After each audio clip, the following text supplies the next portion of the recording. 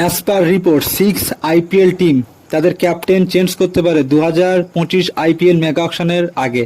Punjab Kings Shekhar ধাওয়ানের সাথে আর continue করতে চায় না, তারা অকশন থেকে নতুন কোনো ক্যাপ্টেন সাইন করতে পারে।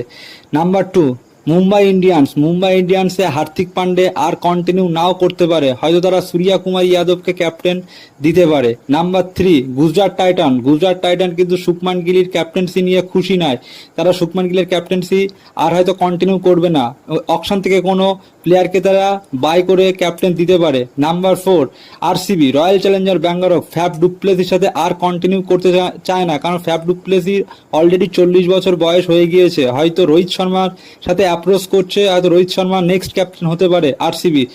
নাম্বার 5, লখনৌ কেএল রাহুলকে লখনৌ আর কন্টিনিউ ক্যাপ্টেন হিসেবে চায় না, 2025-এ আমরা অন্য কোনো ক্যাপ্টেন দেখতে পারি লখনৌর। আর নাম্বার 6, দিল্লি ক্যাপিটাল ঋষভ পান্ত